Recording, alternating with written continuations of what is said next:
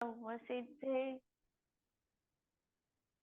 ध्रुवमचल मनोवमं गदिं पत्ते वोच्छामि समय पाहुड मिणमोसुद केवली भणितम् नमः समय साराय स्वानुभूत्या चकासते चिस्वभावाय भावाय सर्वभावांतरच्छिदे। अंतिम शासननायक 1008 भगवान महावीर स्वामी की जय। द्वादशांग श्रुत देवी की जय। स्वाध्याय कक्ष संपेपर्यंत आपल्या सर्वांना चतुर्विध आहाराचा त्याग असणार आहे। समयसार ग्रंथ आपण बघतो आहे आणि निर्जराधिकार पर्यंत आपण येऊन पोहोचलेला आहे। निर्जराधिकारामध्ये आम्ही काल बघितलं की सम्यक दृष्टी जीव कर्म करतो, पण कर्माच्या फलाच्या अभिलाषेने रहित आहे। त्याच्याशी तो तन्मय होत नाही, तो एकाकार होत नाही। त्यावेळेला तो जीव कोणत्याही तऱ्हेने त्यांनी कर्म केलं असं म्हणता येत नाही। म्हणून जो ज्ञानी आहे तो कर्म करतो की नाही हे त्याचं तेच जाणो, म्हणजे अर्थात कर्म करत असूनही ते कर्म करत नाही अशा प्रकारचं म्हटलं जातं।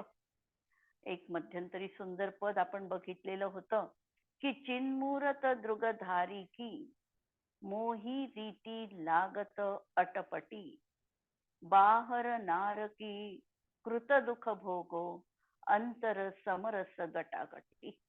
चिन्मूरत दृगधारी की, ह्या चिन्मूर्ती आत्मा जेव्हा स्वतःच्या अनुभवामध्ये स्थित आहे त्याची रीती आम्हाला तर बाह्य विचार करणाऱ्यांना समजूच शकत नाही। त्यांची रीती आम्हाला वेडागत वाटते, अत्यंत समजायला कठीण वाटते, अटपटी वाटते, की ज्याचा आम्ही विचारही केला नाहीये अशा तऱ्हेची त्यांची बाह्य कृती आम्हाला दिसते। बाहर नारकी कृत दुःख भोग, सम्यक्त्व आहे जीवनात आणि नरकामध्ये आहे। सम्यक्त्व असतानाही नारकीकृत दुःख तो सदा भोगत आहे।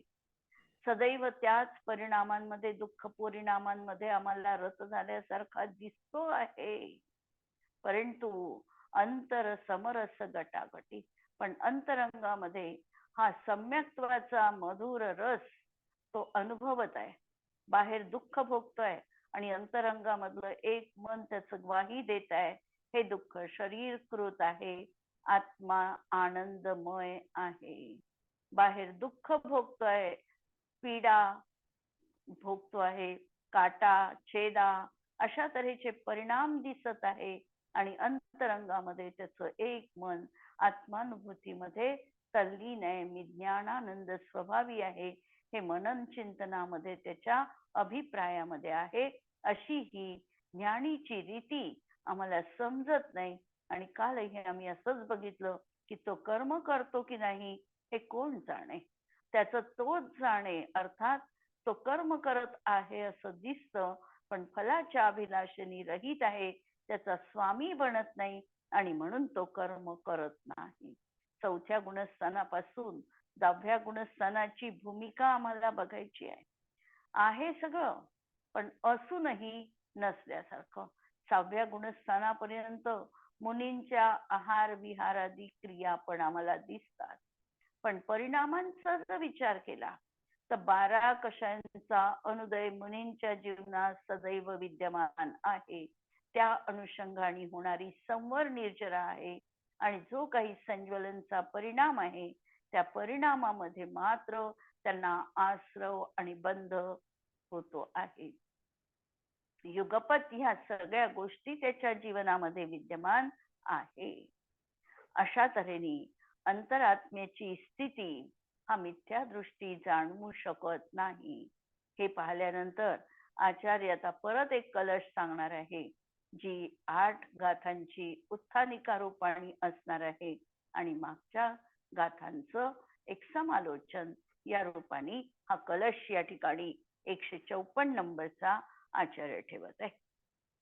सम्यक दृष्ट एव साहसमिदं कर्तुं क्षमन्ते परम यद्वज्रे पिपत्यत्यमी भयचल त्रैलोक्यमुक्ता ध्वनि सर्वामेव निसर्ग निर्भयतया शङ्कां विहाय स्वयं जानन्त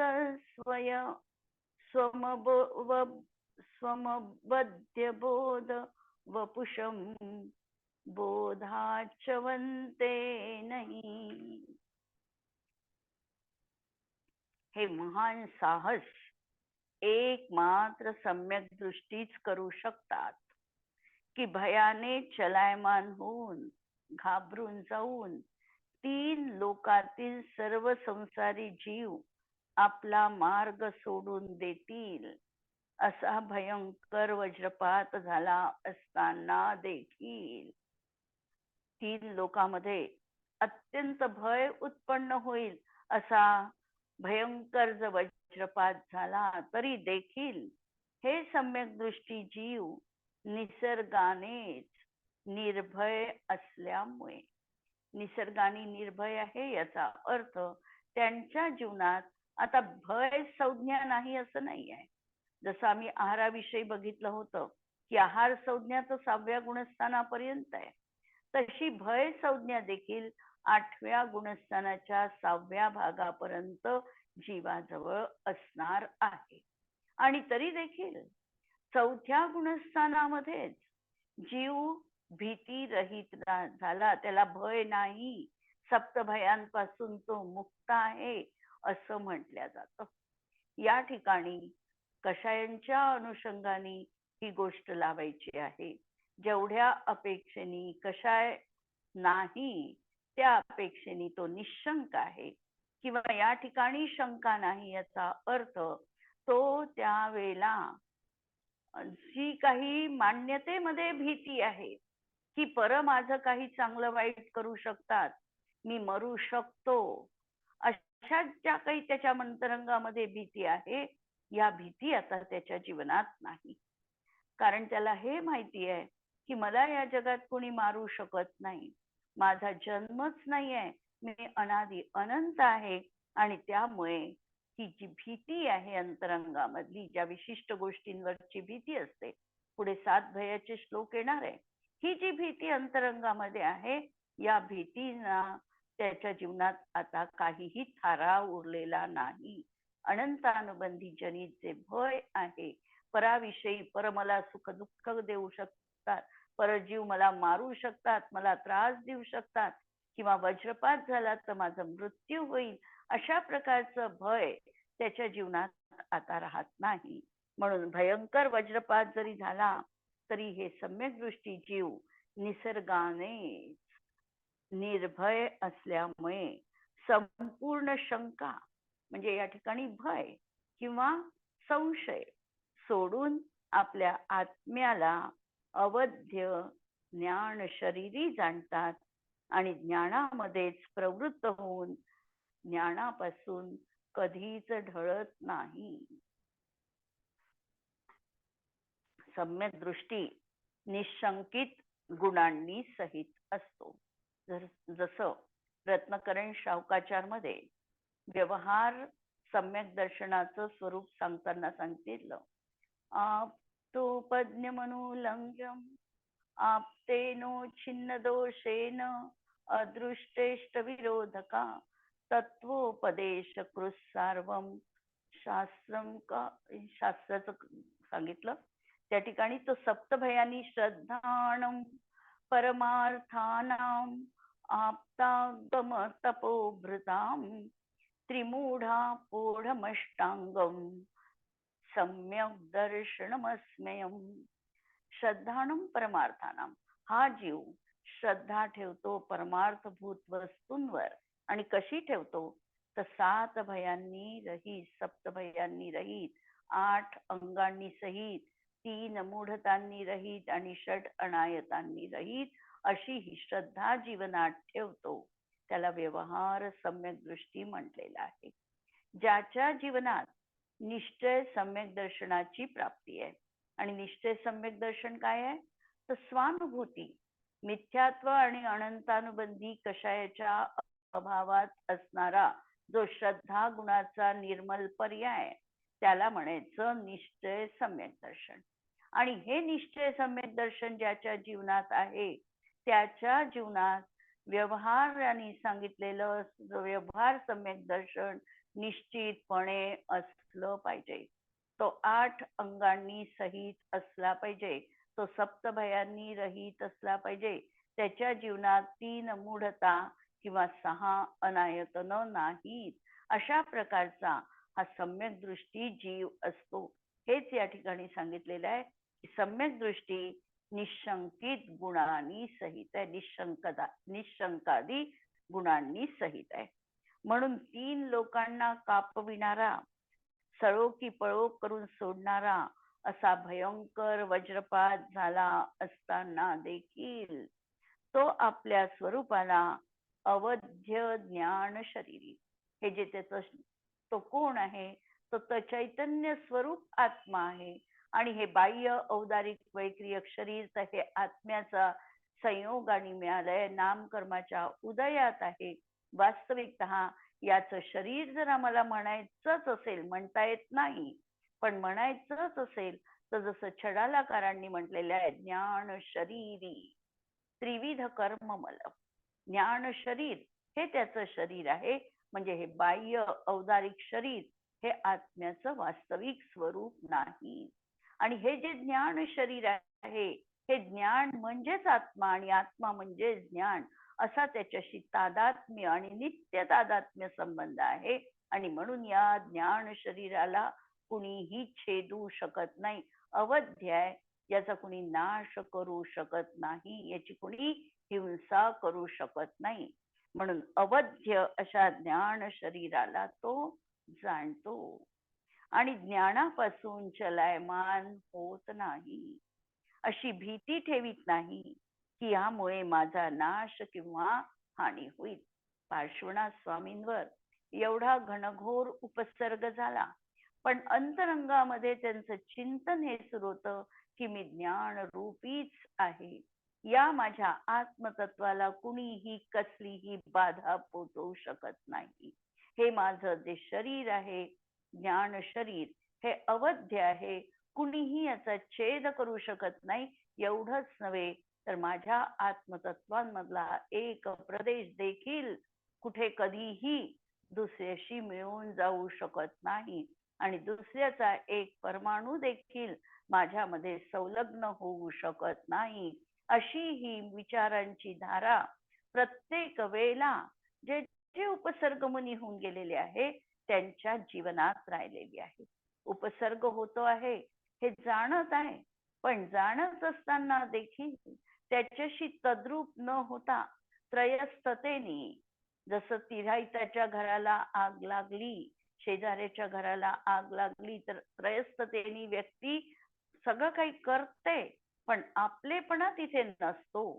त्याप्रमाणे हा जीव देखील शरीराप्रती उपसर्ग होत असतानाही त्या शरीराप्रती यत्किंचित देखील ममत्व भाव अंतरंगात राहत नाही. असा याचा विलक्षण परिणाम जीवनात असतो.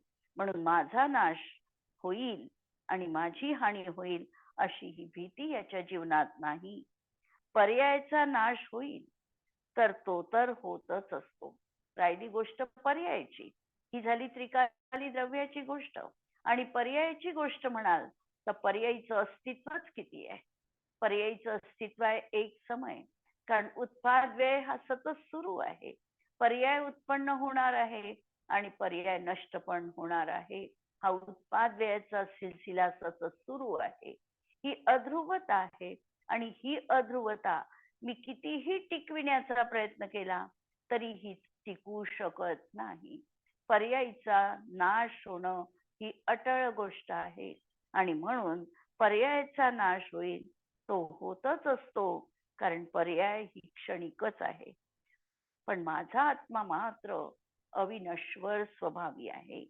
परंतु अज्ञानींना त्रिकाल ध्रुव स्वभावाची प्रतीती नसल्यामुळे, पण जो अज्ञानी आहे याला मात्र परसमय ज्ञात आहे. पर्याय मूढता त्याच्या जीवनात आहे. त्याला पर्याय म्हणजेच इति सर्वस्व वाटतं. आणि जो त्रिकाली आत्मा आहे त्याला मात्र याला प्रतीतीच अज्ञालीला नसते. आणि म्हणून पर्यायीचा नाश झाला तर माझा नाश झाला म्हणतो. तन उपजत अपनी उपजजान, तन नशत आपको नाशमान, अशी याची वृत्ती असते. किंवा हा स्वतःची महती कशावरून मोजतो तर हा बाह्य पदार्थावरून स्वतःची महती मोजतो. मैरंक राव मेरोधन गृह गोधन प्रभाव, मेरे सुत तिय मै सबल दीन, बेरूप सुबग मूरख प्रवीण. अशा प्रकारे शरीराश्रित असणाऱ्या गोष्टींमध्ये हा आत्मत्व बुद्धी ठेवतो. हेही कथन आणि शरीरापेक्षा बाह्य परवस्तूंमध्ये देखील या माझ्या संपदा आहे, या माझ्या गायी आहे, अशा प्रकारे मेरे गोधन मेरे गृह अशा प्रकारची भावना हा अंतरंगामध्ये ठेवतो. आणि म्हणून ही स्वभावाची त्याला प्रतीती नसल्यामुळे पर्यायी स्वभाव समजण्याची भ्रांती जीवनात उत्पन्न होते.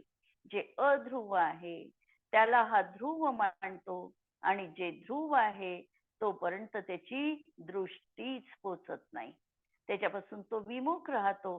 ते तत्व त्याला ज्ञातच नाही. जे ध्रुव आहे, नित्य आहे, एक आहे असं तत्व जे आत्मतत्व आहे त्याला हा कधी जाणलंच नाहीये. त्यामुळे भ्रमामुळे पर्यायीचा नाश होताना अगर नाश होण्यासारखी परिस्थिती उद्भवली असताना अज्ञानी मिथ्यादृष्टी आत्मनाशाच्या भावनेने भयभीत होतात.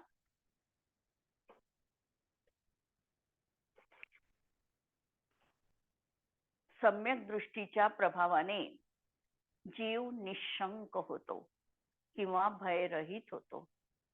सम्यक दृष्टी जाणतो की तो ज्ञान शरीरी आहे, ज्ञानच माझं सर्वस्व आहे, ज्ञानच माझं शाश्वत स्वरूप आहे आणि माझा स्वभाव कुणीही परिवर्तित करू शकत नाही.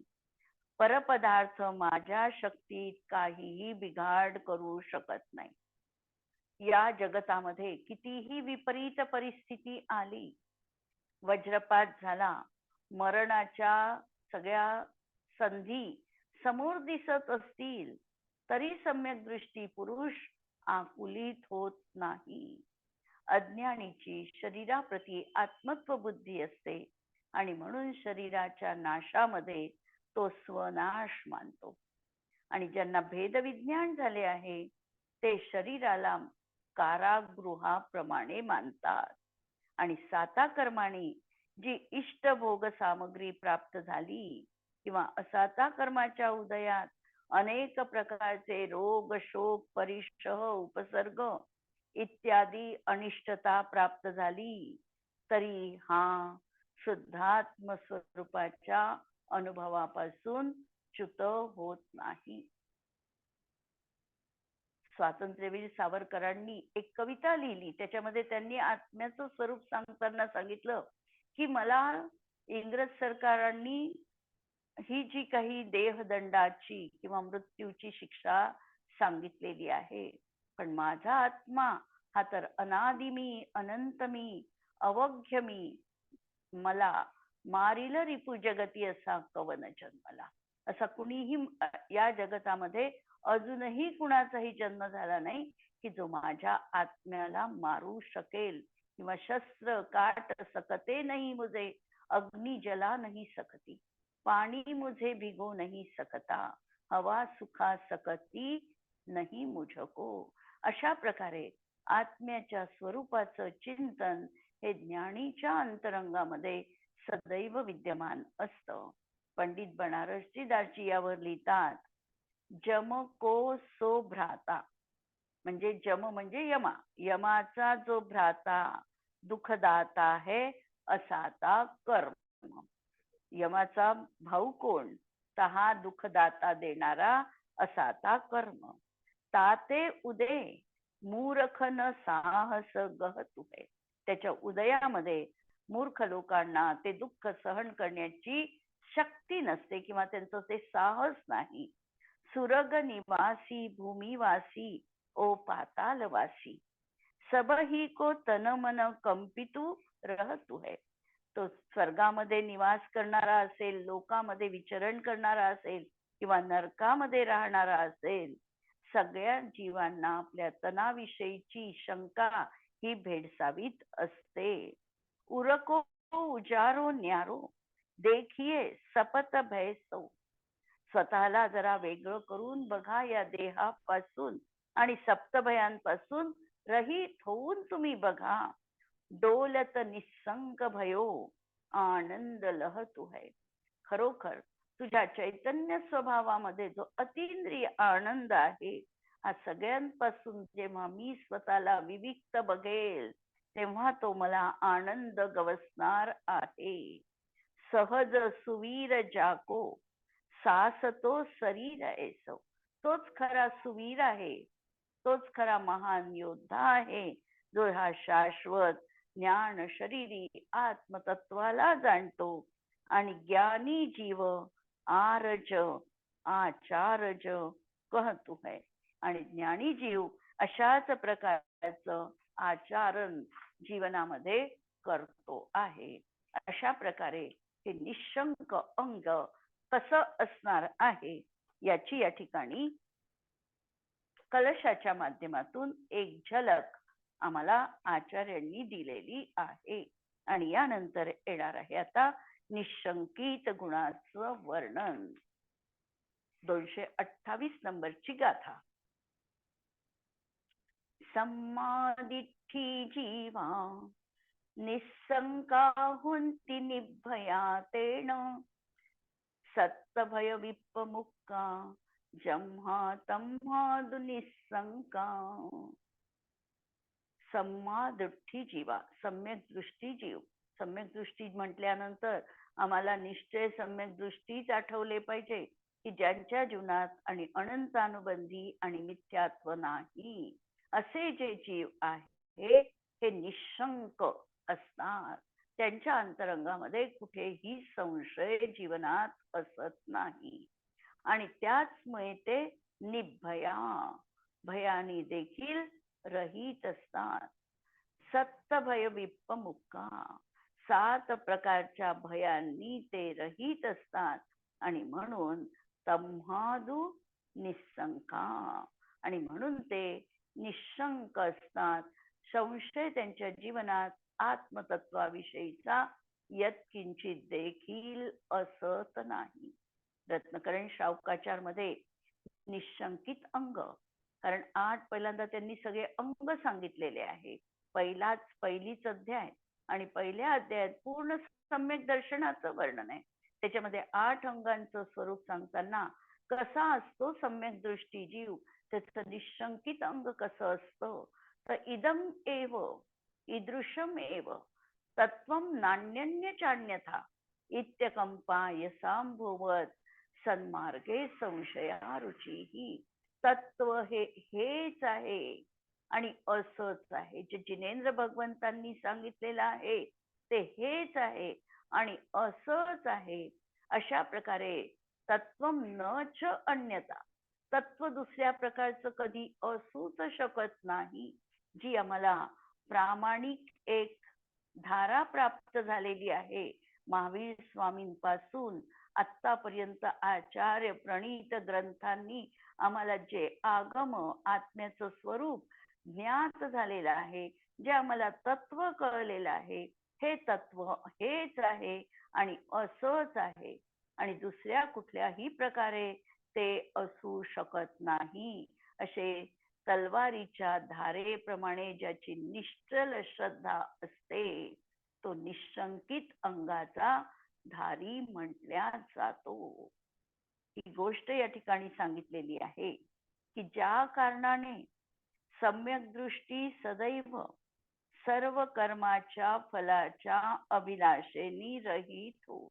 कोणत्याही प्रकारची आता फलाची अभिलाषा जीवनामध्ये राहिली नाही.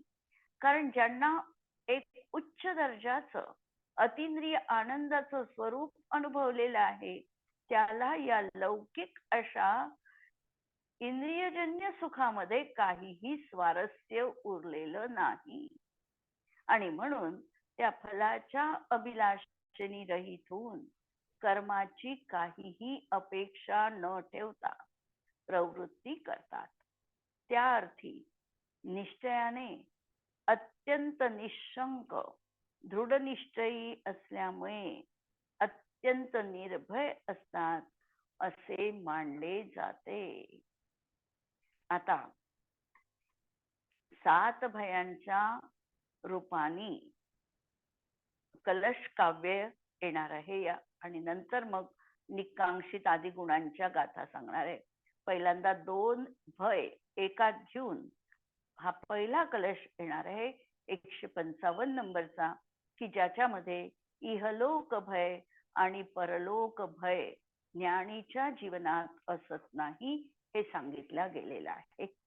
इहलोक भय म्हणजे या जन्मात माझं कसं होईल ही भीती, की माझं उर्वरित आयुष्य कसं जाईल, मला शेवटपर्यंत माझा पैसा पुरेल की नाही, माझं योग्य रीतीने काळजी घेणारे मला मिळतील की नाही, अशा प्रकारचं जो इहलोकामध्ये आमच्या अंतरंगामध्ये शंका कुशंका असतात, त्यावर ज्ञानी मात्र निशंक असतो. कारण त्याला हे ज्ञात आहे की जे जीवनात ज्या समयात ज्या पर्यायी जसं होणार आहे ते तसं होणारच आहे. आणि माझा जो लोक आहे हा लोक म्हणजे माझा ज्ञान लोक, माझा चैतन्य लोक हाच आहे. आणि हा चैतन्य लोक आनंदाने परिपूर्ण आहे. आणि या चैतन्य लोकामध्ये काहीही वजा होऊ शकत नाही आणि काहीही येऊन मिळू शकत नाही. माझ्या स्वभावामध्ये जर मी लीन राहिलो तर मला कुठल्याही तऱ्हेची या जगामध्ये भीती असणार नाही. अशा प्रकारचा हा इहलोकाविषयीचा त्याचा विचार आहे.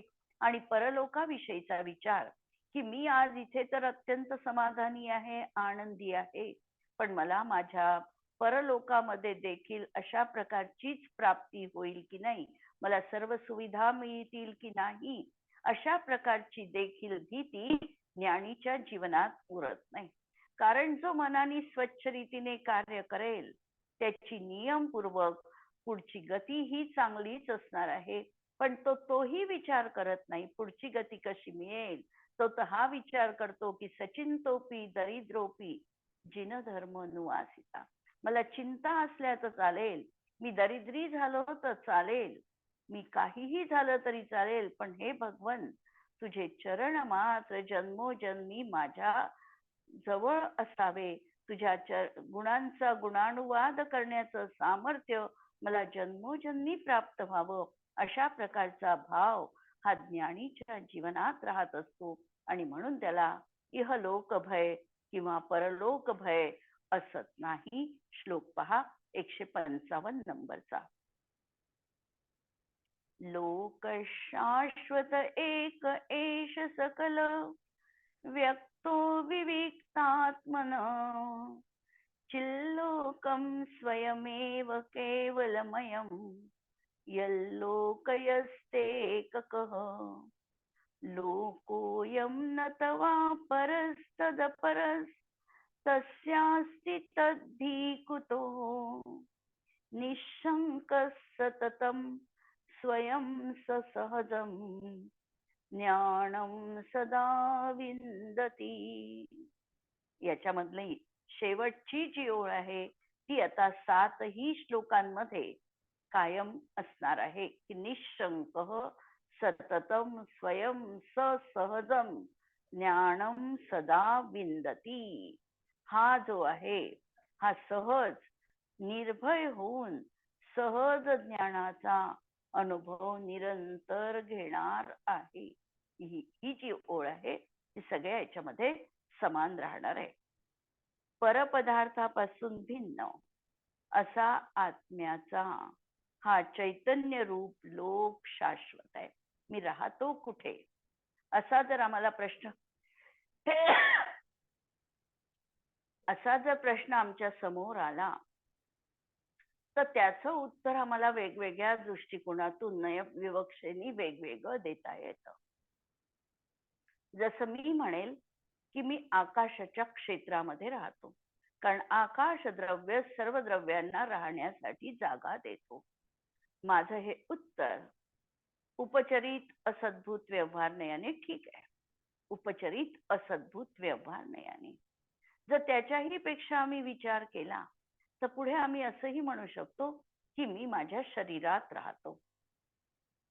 हेही माझं उत्तर अनुपचरित असद्भूत व्यवहार नयाने तात्कालिकरित्याने समीचीन आहे. पण जेव्हा आम्ही या दोनही असद्भूत नयांना बाजूला करून मी माझा शोध माझ्या परीने घेतो, दुसऱ्याची अपेक्षा न लावता घेतो, त्यावेळेला मी कुठे राहतो हा प्रश्न जर आम्ही स्वतःला विचारला तर त्याचं उत्तर आम्हाला हे मिळणार आहे की अरे माझे जे असंख्यात आत्मप्रदेश आहे हाच तर माझा लोक आहे. मी कुठे दुसरीकडे राहतो, मी कुठेही गेलो तरी माझे हे असंख्यात प्रदेश हेच माझं स्वरूप आहे. याच लोकांमध्ये माझा निवास आहे. व्यवहारामध्ये मी जरी म्हणत असेल मी घरात आहे, मी मंदिरात आहे, मी दुकानात आहे, मी या लोकाकाशात आहे, किंवा त्रस जीव असेल तो म्हणेल मी त्रस नाडीत आहे. परंतु हे सगळे त्याचे उत्तर हे व्यवहार नयाच्या दृष्टिकोनातून झाले. निश्चय नाही तर एक स्वतःचं निज स्वरूप बघणार आहे आणि तो म्हणेल की माझा आत्मा त्याचे असंख्यात प्रदेश हेच माझ्यासाठी माझा चैतन्य रूप लोक आहे. म्हणून हा आत्मा आणि हा आत्मा कसा आहे तर सर्व परद्रव्यांपासून भिन्न आहे. कारण प्रत्येक द्रव्याचा स्वतःमध्ये निज निवास आहे. एक द्रव्य दुसऱ्या द्रव्य रूप होऊ शकत नाही. आम्ही सामान्य गुणधर्मामध्ये ही गोष्ट शिकलो आहे. म्हणून परपदार्थापासून मी सर्वथा भिन्न आहे. दोन द्रव्यांमध्ये अत्यंत अभाव आहे. दोन द्रव्य देखील अत्यंत भिन्न आहे, त्यांच्यामध्ये देखील अत्यंत अभाव आहे. म्हणून परद्रव्यांपासून भिन्न असा आत्म्याचा हा चैतन्य लोक शाश्वत आहे, एक आहे, सकल व्यक्त, सर्वांना सर्व काळी प्रगट आहे. हा कसा आहे तर सकल व्यक्त आहे, नित्य माझ्या जवळ आहे आणि हा सर्वांना म्हणजे प्रत्येक आत्मद्रव्याला सर्व काळी म्हणजे सर्वदा असणारा असा हा लोक आहे. याला आपण उद्याला बघूया पुढचा भावार्थ. जिनवाणी के ज्ञान ते सूझे लोकालोक, सो जिनवाणी मस्तक नमो सदा देत हूँ. नमो अरिहंताणम नमो सिद्धाणम नमो आयर्याणम नमो वज्रायाणम नमो लोये सव्वसाहुणम. सर्वांना जय जिनेंद्र.